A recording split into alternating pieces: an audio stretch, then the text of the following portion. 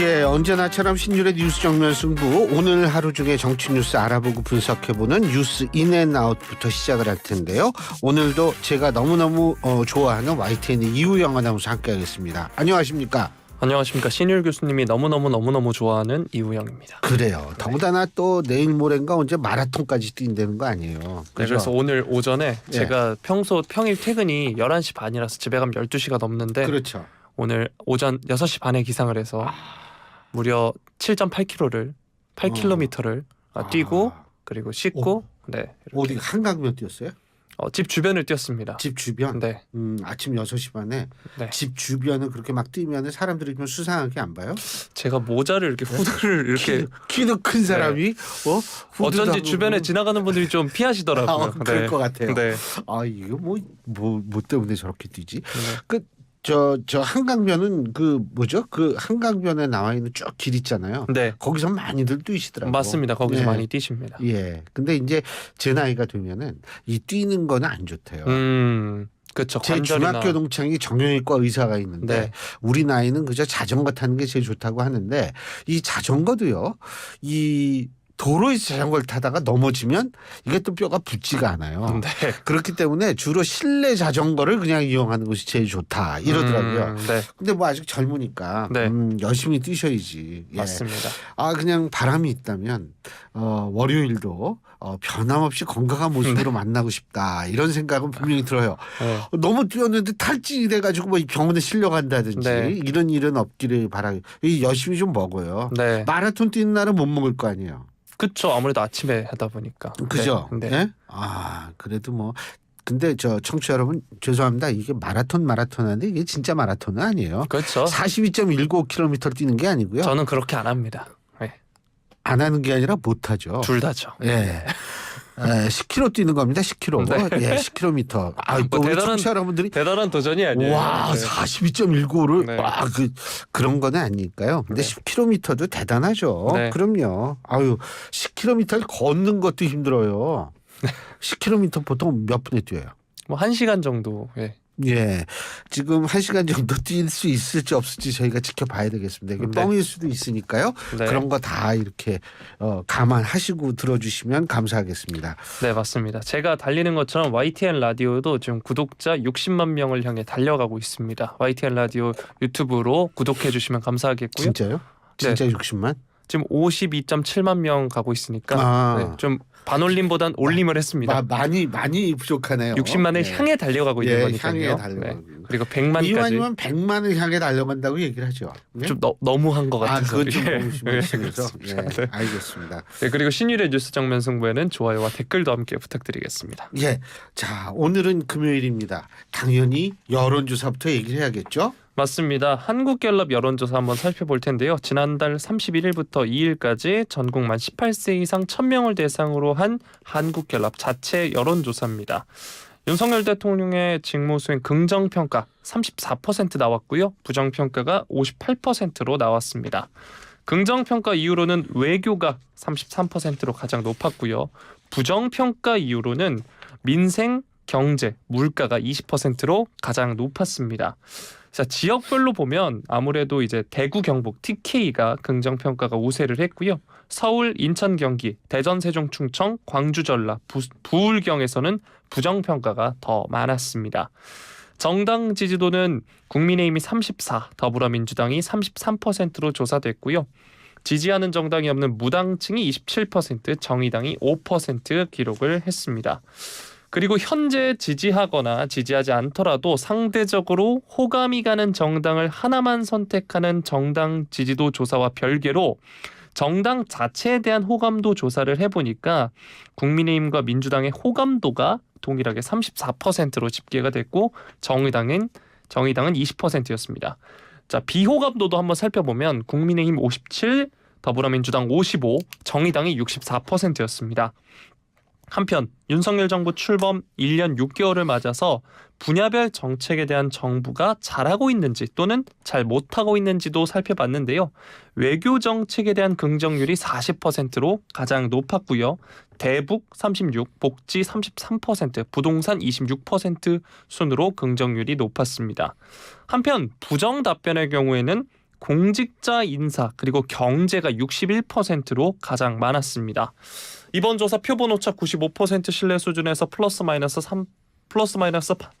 3%포인트고요. 조사는 무선전화 가상번호 인터뷰로 진행이 됐고 응답률 13.8%였습니다. 자세한 내용 중앙선거여론조사심의위원회 홈페이지를 참조하시면 되겠습니다. 이번 여론조사 총평 부탁드리겠습니다. 자, 제가 이제 총평하기 전에 일단 사회생활을 좀 하셔야 되는 거 아니에요? 제가 지난주에 뭐라 그랬어요? 저 좋아하신다고요. 네. 저기 이 코너가 진행이 안 될 것 같습니다. 더 이상. 아니 제가 지난주에 그랬잖아요. 이번 주에는 올릴 거라고. 네. 그럴 때는 반응을 그렇게 하면 안 되죠. 그렇죠. 그렇죠가 아니에요. 네. 그러셨죠가 아니. 와 어떻게 그거를 그렇게 예상을 하셨어요? 이렇게 하셔야죠. 네. 자 다시 합시다. 네. 아 이게 녹화물인가요? 네. 어떻게 그렇게 예상을 하셨죠? 아 네. 그거는 뭐 네. 제가 뭐 워낙 틀릴 때도 많지만 네. 가끔가다 맞힐 때도 있기 때문에 뭐 그거는 뭐 대단한 건 아닙니다만 이거 제가 볼 때 이게 특별한 이슈 때문에 이 지지율이 떨어진 게 아니기 때문에 그 이른바 강서구청장 보궐선거 거기에 동조 현상 때문에 지금 나타났다 이제 그게 서서히 사라지고 있는 상황이고 제가 볼 때는 혁신위도 한몫을 했을 수 있어요. 그리고 김포 문제도 한몫을 했을 수 있어요. 그렇기 때문에 제가 볼 때 지지율이 오른 거라고 생각을 하는데 근데 이제 일부에선 이렇게 생각하실 겁니다. 비호감도가 국민의힘 57이고 민주당이 55다. 호감도는 똑같아요. 네. 야 이거 어떻게 된 거지? 그건 당연한 겁니다. 뭐냐면 지금 사실은 민주당의 호감도가 55라는 게 놀라운 거예요. 여당은 원래 욕먹게 돼 있습니다. 그렇기 때문에 비호감도가 원래 높을 수밖에 없거든요. 네. 근데 비호감도가 여야 2%포인트 차이밖에 안 난다. 와 이거는 진짜 사실 민주당이 굉장히 이 부분에 대해서는 신경 쓰고 눈여겨봐야겠죠. 예. 네. 자 그리고 늘 지지율이 떨어질 때 인사와 관련됐다라고 이제 앵커께서도 몇 번 언급을 해주신 바 있는데 확실히 이 부정 답변 살펴보면 이 분야별 정책에 대해 정부가 잘하고 있는지 못하고 있는지 이 질문에 대해서 부정 답변 관련해서 공직자 인사에 대한 퍼센티지가 높았거든요. 이건 어떻게 보시나요? 그거는 역대 정권에 이거 퍼센테이지 안 높은 적이 없어요. 문재인 정권 때도 그렇고 사실 우리가 기억을 하도 그 별별 일을 다 겪어서 기억을 못해서 그렇지 문재인 정권 때도 고질적으로 음주운전 경력이라든지 이런 거 불거진 경우 많았어요. 그리고 위장 전입도 그렇고 병역 의혹도 그렇고 이런 것들 뭐 계속 나왔고 그렇기 때문에 사실은 정권이 이 인사를 할 때에는 항상 각오를 하고 해야 된다는 거죠.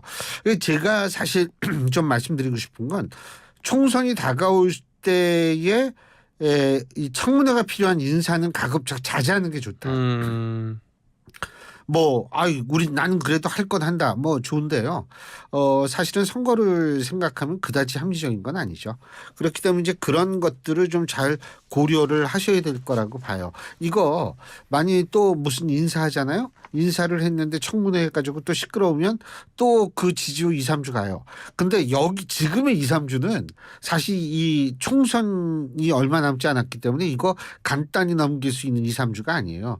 그런 것들을 잘 생각을 해야 될 겁니다. 예. 네. 자 다음으로 다뤄드릴 소식은 오늘 저희가 가지고 온 아이템 중에 가장 속보로 나온 소식입니다. 자 국민의힘 혁신위원회 관련 소식인데요. 당 지도부, 중진 의원 그리고 친윤계 의원들에게 내년 총선에 불출마하거나 혹은 수도권 출마를 결단하라고 혁신위가 요구를 했습니다. 인요한 혁신위원장이 오늘 혁신위 4차 회의를 한 뒤에 2호 안건을 직접 브리핑을 하면서 이같이 밝힌 건데요. 수도권 지역의 어려운 곳에 와서 출마하는 거나 혹은 총선 불출마를 선언하는 것을 이제 이런 결단을 내려줄 것을 강력히 요구한다라고 이야기를 했습니다. 국민의힘이 위기인데 더 나아가서 나라가 위기고 그걸 바로잡기 위해서는 희생의 틀 아래에서 결단이 요구된다. 정치인이 결단을 내려서 희생하는 새로운 길을 요구한다라고 이야기를 했습니다. 사실 오늘 인요한 위원장이 SBS 라디오에 나와서도 이 윤 대통령과 가까운 분들이 수도권에 나와야 한다라고 이야기를 하기도 했었는데요. 김경진 혁신위원은 이러한 내용은 혁신이가 공식 의결을 한 건 아니지만 지도부의 정치적 결단을 촉구하는 의미에서 인 위원장이 먼저 말한 것이다 설명을 했습니다. 아울러서 혁신위는 국회의원 희생을 키워드로 한 2호 안건으로 국회의원 숫자 10% 감축, 불체포 특권 전면 포기 당헌 당규 명문화, 국회의원 세비 삭감 및 국회의원 구속 시 세비 전면 박탈 및 본회의 상임위원회 불출석 시 세비 삭감, 현역 의원 평가 후 하위 20% 공천 원천 배제 등 4개 안건을 의결을 했습니다. 이 4개 항을 당 지도부가 수용을 한다면 국민의힘은 국회의원 숫자를 현재 300명에서 270명으로 10% 감축하는 안을 이 당론으로 확정해서 야당과 협상하게 되고요. 또 불체포 특권 전면 포기를 당헌 당규에 명문화하면서 현역 의원들이 불체포 특권 포기 서약서를 작성해 제출하도록 요구했고, 후보자의 경우 공천 신청 시 불체포 특권 포기 서약서 작성 제출을 의무화하도록 했습니다. 그리고 저희가 이제 어제도 얘기했던 세비 관련 이야기도 있었는데 국민 눈높이에 맞게 다시 책정해서 삭감하라고 요구를 했고요. 무노동 무임금 원칙에 따라 세비를 삭감하도록 지금 이야기를 하고 있습니다. 자, 총 4개의 안건이 2호 안건으로 나왔는데 어떻게 보셨나요? 또 지도부가 수용을 할 거라고 보시나요? 이거는 수용할 거예요. 근데 이제 하나하나 좀 뜯어봅시다. 일단은 국회의원 숫자 얘기는 제일 나중에 하고요. 네. 불체포 특권 전면 포기 당헌 당규 명문화. 이 불체포 특권 같은 경우에 우리나라에만 있는 것은 아닙니다. 외국도 다 있어요. 근데 이게 외국 같은 경우에 불체포 특권이 거의 사문화돼 있거든요. 그러니까 당연히 영장 치면은 당연히 해야지, 우리나라처럼 뭐 가결을 해가 가결판을 색출한다 이런 나라 없습니다. 예? 아니, 그리고 구속이 된다고 하더라도 그게 유죄를 의미하는 게 아니거든요. 다시 풀려나올 수도 있는 거예요. 그렇기 때문에 이거 가지고 왈가왈부한 나라는 우리나라밖에 없다. 그렇기 때문에 실제로 사실상 사문화되어 있는 외국의 불체포 특권과 같이 우리나라도 나가는 것이 이른바 세계적 추세에 발을 맞추는 것이다라는 말씀을 제가 분명히 드리고요. 그리고 국회의원 세비 삭감 이거 당연히 해야 돼. 제가 어제도 얘기했잖아요. 월급 깎아야죠. 국민 1인당 GDP에 비해서 지금 국회의원도 월급은 엄청 많이 받는 거예요. 그러니까 이 사람도 월급 다 깎아야죠. 단지 이제 제가 여기서 말씀드리고 싶은 건 무노동 무임금 원칙. 근데 이 무노동 무임금이 국회의원한테는 적용되기가 되게 힘들어요. 노동의 개념이 무엇인지 이게 좀 그렇거든요. 그러니까 국회의원, 지역구 국회의원 같은 경우에는 국회에서 입법 활동을 하는 것도 국회의원의 당연한 노동이지만 지역구에서 활동하는 것도 국회의원의 필요한 노동이에요. 그렇기 때문에 무노동 무임금 이게 말은 쉽지만 이거 쉽지는 않을 거라고 봐요. 그래서 무노동 무임금은 잘 모르겠지만 어쨌든 월급은 확 깎아야 된다는 거예요. 지금 한 반 정도로 깎아야 된다는 얘기고, 그리고 뭐 하위 20% 공천 원천 배제 뭐 이거는 뭐 또 자신들끼리 뭐 또 싸우고 난리법석을 하겠지만 명분적으로 틀린 얘기는 아니고요. 자, 이제 국회의원 숫자 10% 감축에 대해서 제가 좀 말씀을 드릴 텐데, 저 욕을 먹어도 이 말씀 드려야 되겠어요. 저는 개인적으로 국회의원 숫자 늘려야 된다라고 생각하는 사람입니다.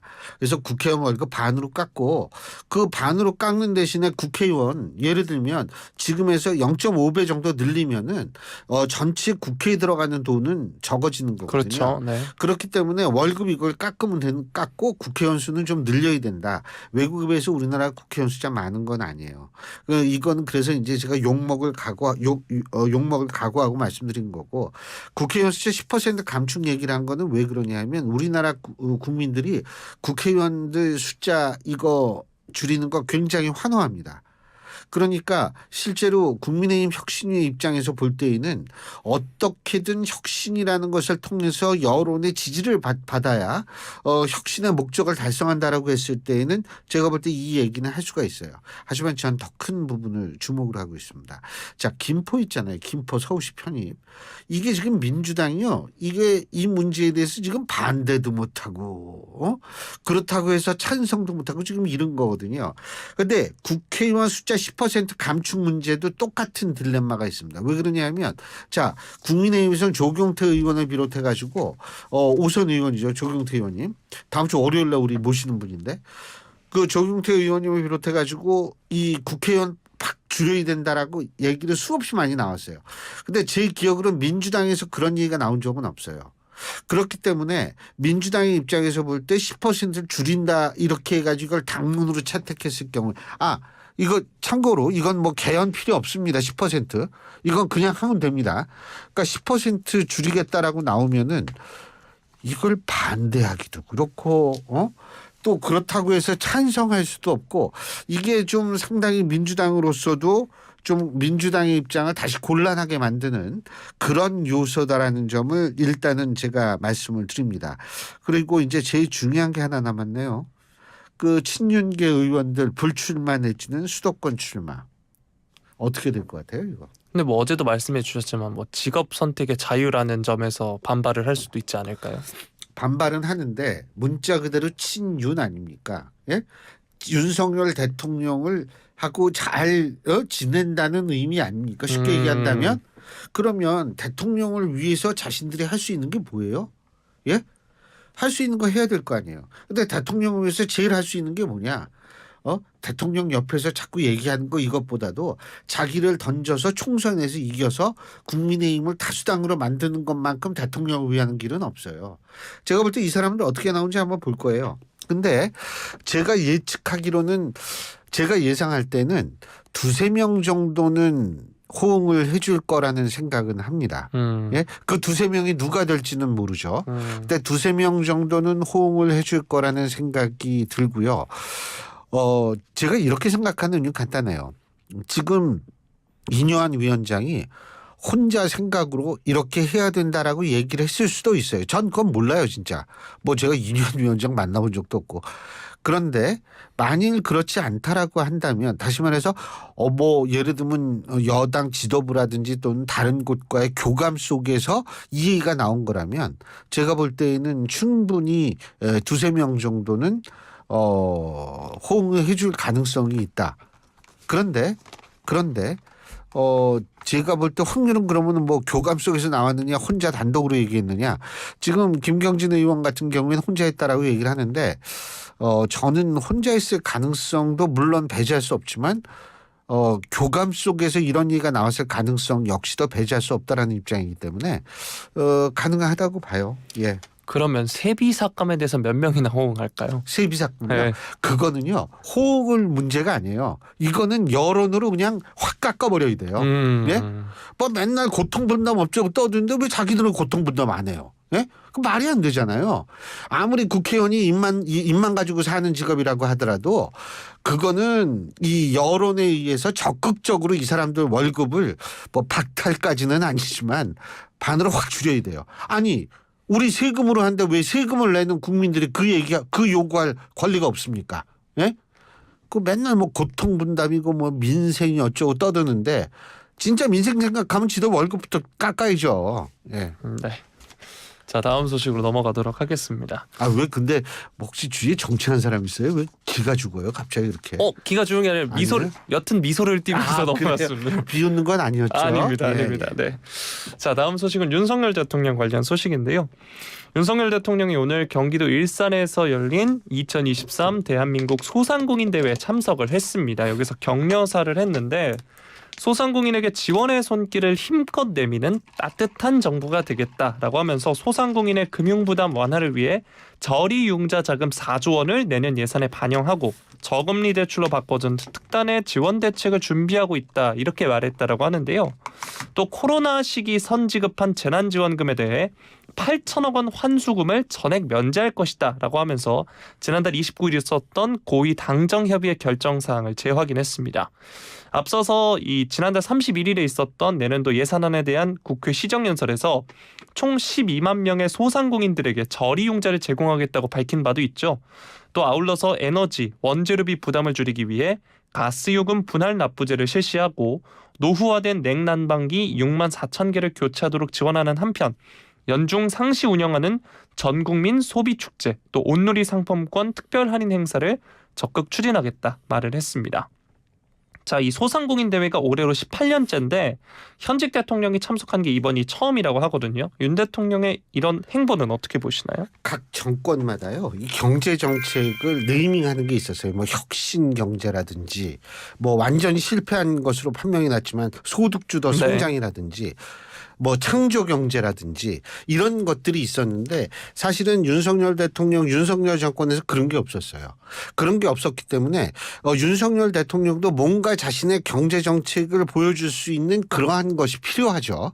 그런데 제가 볼 땐 뭐에 찾았냐면 왜 얼마 전에도 국민들하고 좀 카페에서 대화도 하고 그랬지 않습니까? 그렇죠. 네. 근데 뭘로 저는 방향을 잡았다. 이거 보니까 뭘로 잡았구나라고 생각하냐면 따뜻한 자본주의, 따뜻한 이 경제 이걸로 잡은 것 같아요. 컨셉을. 그렇기 때문에 앞으로 계속해서 소위 말해서 굉장히 지금 우리 국민 뭐 다 힘들죠. 지금. 그죠? 그것을 자꾸 다독이면서 따뜻함을 보여주는 그래서 자신들의 경제 정책은 따뜻함을 보여주는 것이다. 이쪽으로 제가 볼 때에는 나가는 것 같고요. 그런 차원에서 이 소상공인 대회 특히 이제 이게 그냥 상공인이 아니라 소상공인 아닙니까? 그래서 여기 참석하고 이랬던 것은 바로 지난번에 있었던 카페에서의 국민들하고 얘기 듣고 그 독과점 문제 이 흥분해서 얘기하고 이런 것의 연장선상이다. 그래서 제가 볼 때에는 이게 일회성으로 그치진 않을 거라는 생각은 듭니다. 네. 자, 다음으로 다뤄볼 소식은 메가시티 관련 서울입니다. 소식입니다. 메가시티 서울과 관련된 소식인데요. 메가시티 관련된 서울입니다. 네. 예. 국민의힘이 내년 총선을 앞두고 메가시티 서울 구상을 내놨는데 이게 탄력이 붙고 있는 상황이거든요. 일단 경기 김포시로 출발을 해서 구리, 하남 등 주민 여론이 서울 편입에 우호적이라고 판단되는 지역을 중심으로 논의를 빠르게 확장해 나가고 있는 상황입니다. 구리 같은 경우에는 어제 구리시장이 이미 자신들도 논의를 활성화해서 원하는 시민들이 많다 이 얘기를 했거든요. 벌써. 네. 박정하 수석 대변인이 먼저 몇 군데를 찍어서 그랜드 플랜으로 하겠다는 게 아니다라고 하면서 지자체에서 시민과 의견이 모이면 당에서 수렴하고 검토해보겠다는 것이라고 이야기를 했고 김포의 국한에 말하면 반응이 나쁘지 않은 것으로 안다라고 거듭 강조했습니다. 자, 일단 특별위원장이 이제 조경태 의원인데 수도권 주민 편익 개선 특별위원회죠. 이게 발족을 했는데 궁극적으로 시민이 간절히 원하는 지역이 있다면 모두 검토 대상이라고 이야기를 했고 현재 하남과 구리도 열정이 많다라고 언급을 했고요. 또 고양, 부천, 광명 등 서울 통근자들이 많다는 점을 이야기를 했습니다. 특별법에 대해선 김포만 할 건지 다른 지역도 수용할 건지 기왕 하게 된 거 다양하게 논의해보고 결정해야 한다면서 확장 의지를 드러내기도 했고요. 지방 균형 발전의 정책 모델이 될 수도 있다는 논리도 등장을 했습니다. 지방 도시들을 살릴 수 있는 모델로서 서울 메가시티를 보고 있다면서 부산 메가시티를 성공시켜야 하고 전라도도 필요하면 광주 메가시티도 해야 한다 이렇게 이야기를 했는데 이게 윤석열 대통령의 지방시대 기조와 충돌한다는 지적에 대한 대응 차원으로 읽히기도 하고요. 박 수석 대변인 역시 지방도 권역별로 발전해야 한다는 개념과 김포 편입은 차원이 다른 얘기다라고 하면서 정부가 지방을 홀대한다거나 소멸을 부추긴다거나 수도권 과밀을 조장한다는 건 번지수가 다른 비판이다라고 설명을 했습니다. 한편 이런 메가시티 서울 구성을 두고 민주당의 고심이 깊어지고 있는데요. 국민의힘이 당론으로 추진하겠다고 한 이 서울시로 김포시의 이제 편입 이슈 이게 초대형 이슈로 부상을 하면서 민주당은 아직 공식적으로 찬반 입장을 내놓지는 않고 있는 상황인데요. 이게 총선도 다가온 만큼 수도권 승패를 좌우할 수 있는 사안인 만큼 일단은 여론의 향방을 지켜보겠다는 입장이지만 일각에서는 총선 앞두고 이슈 주도권 경쟁에서 뒤처질 수 있다는 우려도 나오고 있는 상황이라고 합니다. 네, 일단 또 지도부는 김포시 수건 사업인 지하철 5호선 연장으로 맞불을 놓고 있는 상황이고요. 아울러서 여당의 메가 서울 구상을 수도권 열세를 만회하기 위한 국토 갈라치기, 전형적 포퓰리즘으로 규정하면서 여론전에도 주력을 하고 있는 상황입니다. 그리고 제가 들어오기 전에 기사로 확인했을 때 최근에 이제 중국 출장을 마친 김동연 경기지사의 경우는 좀 비판적인 목소리를 낸 상황이고요. 당연하겠죠. 네, 장경태 최고위원의 경우에는 라디오 인터뷰를 통해서 청주나 천안 등 충청 지역은 직격탄을 맞을 것이다라고 이야기를 하기도 했습니다. 민주당의 공세에 대해서 국민의힘은 한층 강경하게 받아치는 모양새인데요. 일단 이만희 사무총장이 원내대책회의를 통해서 민주당은 포퓰리즘 정책, 국면 전환용 총선 전략이라고 애써 폄훼하면서 표심에 영향을 줄 여론 추이에만 노심초사하고 있다라고 직격을 했고요. 다만 서울의 의원들 일부는 지역구 여론을 주시하면서 신중하게 접근하려는 기류도 감지가 되고 있습니다. 오신환 서울 광진갑 당협위원장의 경우에는 이 찬반 논란에 대해 논의가 너무 확대 재생산되는 것에 대해서는 우려가 있다라고 이야기를 했고요. 또 보니까 여권 내부에서도 반대의 목소리가 있습니다. 민주당 김영진 의원이 언급한 강북이 흔들릴 수 있다 이런 이야기가 여권에서도 나오는데 김재섭 도봉갑 당협위원장, 국민의힘 김재섭 도봉갑 당협위원장의 경우에는 여러 언론과 인터뷰를 통해서 서울 외곽 지역의 인프라 확대가 더 선행돼야 하는 과제다 이렇게 이야기를 하기도 했거든요. 메가시티 서울 이 소식 관련 뉴스인 부탁드리겠습니다. 일단 제가 생각할 때는 민주당이 지금 대응하는 거 이게 반대를 못해요 이거. 그렇다고 찬성을 할 수도 없잖아요. 왜 그러냐 하면 자 우리가 아까 무슨 얘기했어요. 국민의힘 혁신위가 막 이슈 계속 생산해내고 있지 않습니까? 친윤들 저 출마하지 마 막 이러고 있지 않습니까? 그죠?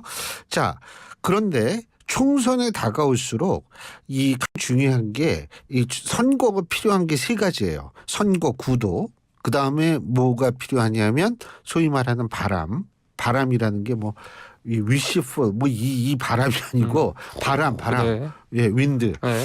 이 바람 그 다음에는 공천에 입각한 어떤 인물을 공천하냐 이 세 가지에 의해서 결정이 되는데 이 중에서 제일 중요한 거는 아무래도 총선 구도예요. 네. 근데 3년 차 대통령 임기 3년 차에서 치러진 총선은 역대에서 딱 두 번밖에 없었어요.